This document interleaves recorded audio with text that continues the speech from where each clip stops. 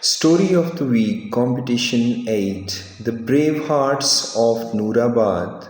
Let's read. Chapter 1 The Idea.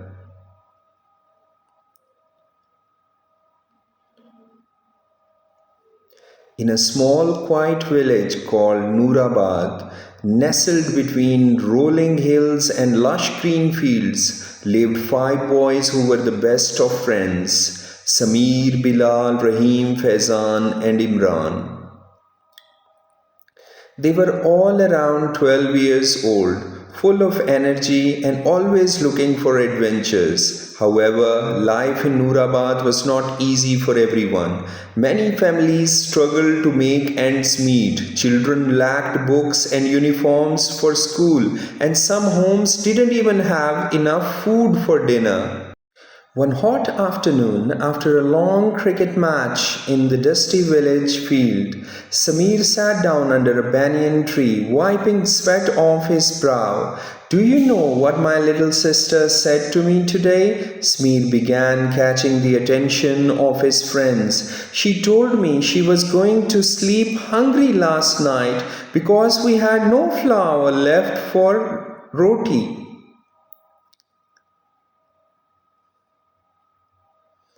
It made me think, what if we could do something to help others like her?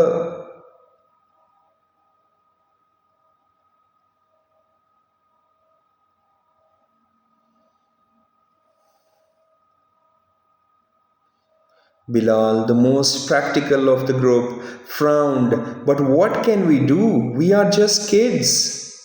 Rahim, the most mischievous one, smirked. "We could rob a bank and donate the money." Faizan rolled his eyes. "This isn't a movie, Rahim. We need to do something real." Then Imran, the quietest boy, spoke up. "What if we did small things to help around the village? We could give food to families that need it or collect books for kids who can't afford them." Sameer's eyes sparkled with excitement. "Yes, we could start a charity group right here. We'll do different things: collect food, help clean the village, and even teach younger kids."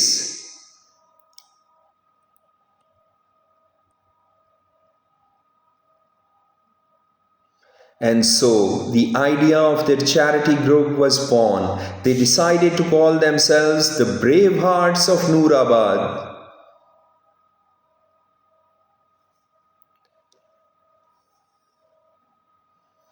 Chapter 2 The Plan Takes Shape.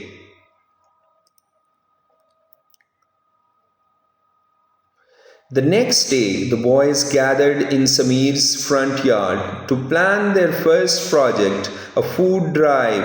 They agreed to go door to door, asking neighbors to donate any extra food: rice, lentils, flour, or even vegetables from their gardens. They divided the village into sections and set off with old baskets slung over their shoulders. But not everyone welcomed their efforts. "Why should I give you anything? Do you think I have extra food lying around?" snapped a grumpy old man as he shut the door in Rahim's face.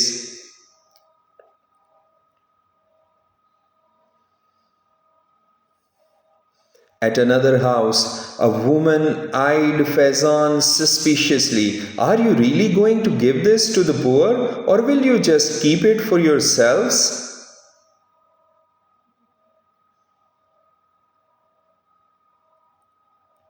The boys felt discouraged, but Sameer rallied them. "We can't give up. We promised we'd help. Let's keep going." By the end of the day, their feet were sore and their baskets were only half full, but instead of complaining, they decided to visit the poorest families and distribute what little they had. When they reached the first house, a frail old woman with bright, kind eyes thanked them with trembling hands. May Allah bless you, my children. She whispered, you have done more for me today than anyone has in months.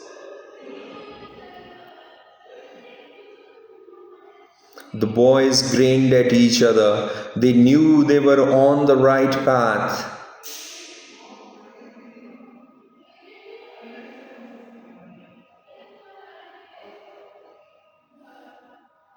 Chapter 3, The Book Hunt.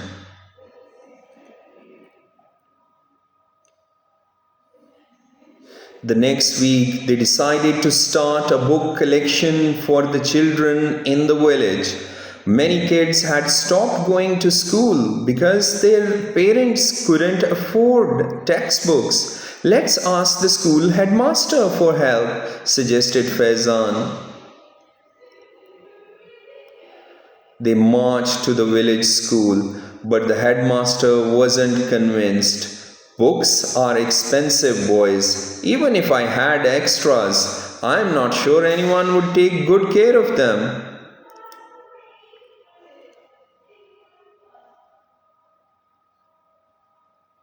Bilal, always quick with solutions, said, we could set up a small library. The kids could borrow the books and return them.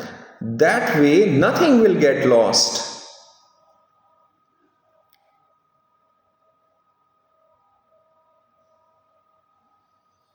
The headmaster finally agreed and gave them a stack of old books that had been gathering dust in a storage room. But the boys soon realized they needed more books.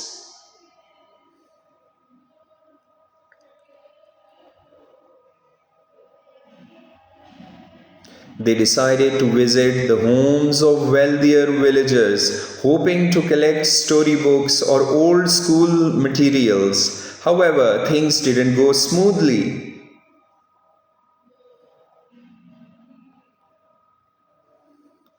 At one house, the boys were shooed away by a servant, while at another, a man scoffed, books are for schools, not charity. Stop wasting your time. But the boys remained determined. If people won't donate, we'll save up and buy some, Samir said firmly. They pooled their pocket money, and after 2 weeks of saving every rupee, they managed to buy a dozen new books from the market. The children in the village were delighted, and soon the boys had a small corner in the school filled with books for everyone to share.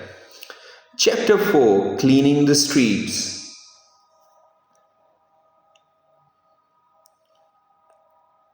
One day, while playing cricket, the boys noticed how dirty the village streets had become. Piles of garbage lay rotting in corners, attracting flies and spreading bad smells. No one's going to clean this unless we do it ourselves, Imran said quietly.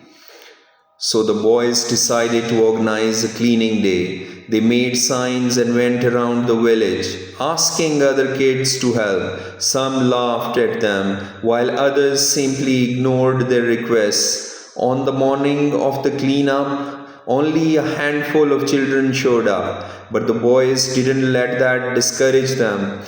They grabbed brooms, buckets, and old sacks and got to work. As they swept the streets and picked up trash, villagers stared at them in surprise. Some shook their heads, muttering that it was a waste of time, but others were inspired by the boys' determination. By the end of the day, several adults joined in, and the streets began to look cleaner than they had in years. The boys stood back, exhausted but proud. If we can keep our village clean, others might follow our example, Bilal said with a satisfied grin.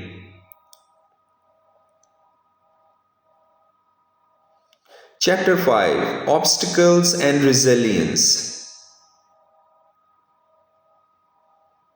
Not everyone appreciated the boys' efforts. Some adults believed they were meddling in things they didn't understand.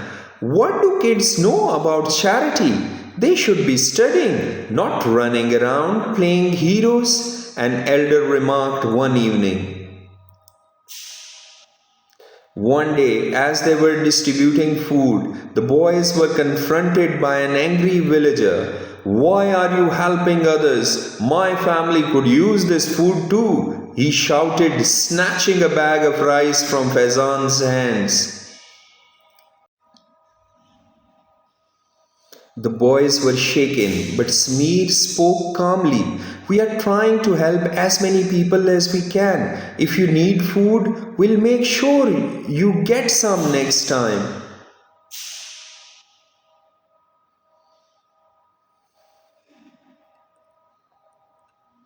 Despite the challenges, the boys refused to give up. We started this to make a difference, and we are not going to stop now, Imran said with quiet determination. Chapter 6, The Festival of Hope.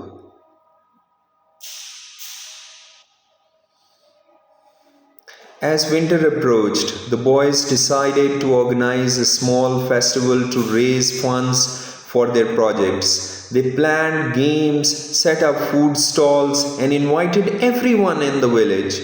We'll use the money to buy blankets and clothes for the families that need them most, Samir explained. On the day of the festival, the boys were nervous. Would anyone come? But slowly people began to arrive. Children laughed as they played games, and families enjoyed warm samosas and chai. Villagers who had once doubted the boys now praised them for their efforts. By the end of the day, the boys had raised enough money to buy blankets for every needy family in Noorabad. The smiles on the faces of the villagers were worth more than any reward. Chapter 7, A Village Transformed.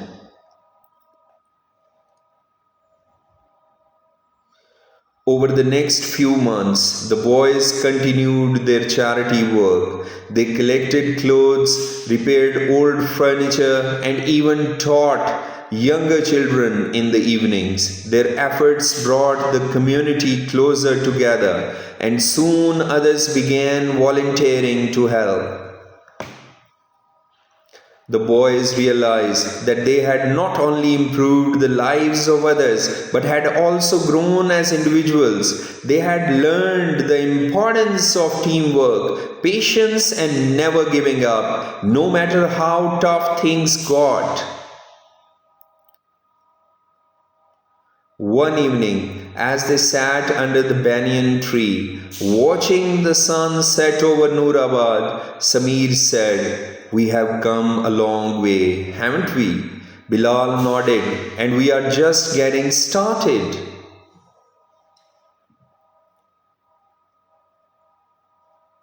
The boys knew that there would always be challenges, but they also knew that with determination and friendship, they could overcome anything.